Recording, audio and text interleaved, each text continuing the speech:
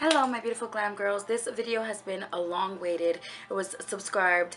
It was requested so many times by you guys, and I tried to film it like 3 times and it just was never filming the way I wanted it to film, and a few times like I over blended, so then it didn't come out the way I wanted it to, and I wanted to give you guys the best tutorial for it. I wanted it to look the way it looked in the photos that you guys liked, and I finally was able to film it and get it almost as perfect as I wanted it to. The liner is not as perfect as I wanted, but it will pass, it will do. And I use my little concealer liner trick in this video, so if you have trouble with getting perfect liner, this is a great tutorial for you as well, and I hope you guys enjoy it.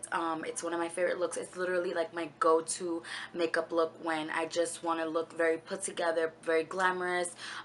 Just it matches with everything because it's neutral, it's glittery, it's just glamorous. It's a perfect look for pretty much any occasion. Can't wait to show you guys how to get this glamorous glittery cat eye. So let's get started. Mwah. Hello glam girls. So this is my palette that I always use for this look. It's a mix of MAC and Inglot's shadows, so I'm going to be using pretty much all of them.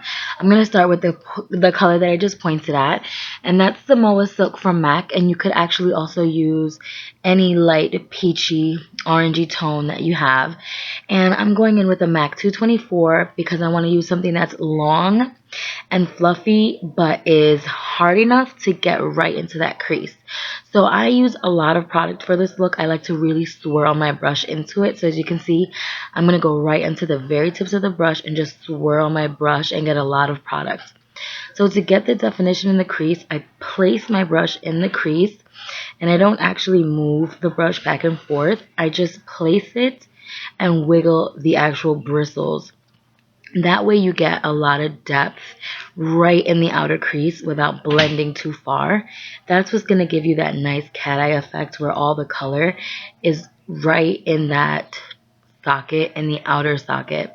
So just place the brush and wiggle it back and forth until you get the desired definition. If it helps, you could also bend your head back to see where your crease is, or actually look straight ahead, because closing your eye will kind of make your crease disappear, but if you keep your eye open, you see where your socket is. And then I'm going to go on with a 217 from MAC and just blur out the edges just a little, but I barely want to carry that color up into the crease because I want the definition to be right in the actual socket of my eye. So now I'm going to wipe the brush off completely, and I'm going to go in with the dark brown. And I'm going to do the same thing. I'm going to pick up a lot of product right on the tip of the brush. And here I'm going to show you closer what I do when I start packing on the darker shades is place the brush right on the outer lid, right in that outer lid corner, if that makes sense. And I'm doing swirly motions, so I'm placing the brush and swirling it and circling it back and forth, but I'm not actually moving the brush at all. It's only the bristles that are actually moving. But the color is going to be on the actual lid, so it's not necessarily going into the socket like we placed the brown script and the Samoa Silk. Okay, so now for the lid, I always use these two as like my glittery bases.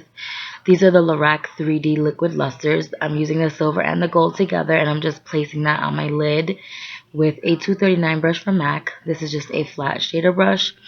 And I'm just going to pat that on the lid, and they, you know, as you pat it, the shadows will blend into the glitter. So now I'm just going to do my wing liner. I'm using the NYC liquid liner, and my liner didn't come out as perfect as I usually like it. So you'll see I end up using my concealer with a flat concealer brush. And that's how I get the really sharp, crisp line of my concealer. Now I'm just going to line my eyes with some black eyeliner. I'm not going to line the lower lash line. I'm only going to line the waterline. And then I'm going to take a small smudge brush and add brown script right into the lower lash line. So I like to pat it on really thickly, and then I go in with a blending brush just to blend it slightly, and wipe away the excess product just so it looks smoky. I find that doing this method, you get more intensity of the color and you get a nice smokiness.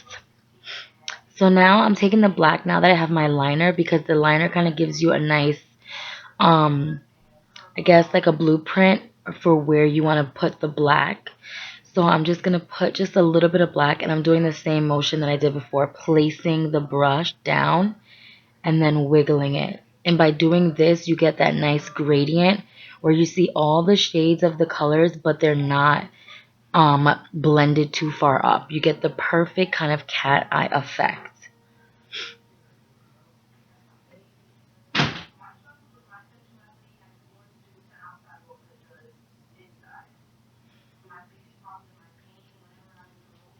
So now I'm just going to curl my lashes, apply mascara, and put on my falsies. Now I have my falsies on. I just used some wispies that fit my eye shape, and now I'm using Creme de Nude lipstick from MAC. And for my cheeks, I'm going to go in with this Michael Kors bronzing highlighting blush. It's just the perfect peachy, bronzy, shimmery shade for the cheekbones. It just gives the most beautiful kind of summery, toasty, golden glow. And then for highlight, I'm using MAC's Whisper of Guilt with a small highlighter brush from Sigma. This is like my favorite brush ever. So I'm just going to put that on my cheekbones. And that's the final look. Hope you guys enjoy. Thank you for watching. Stay glam. Mwah.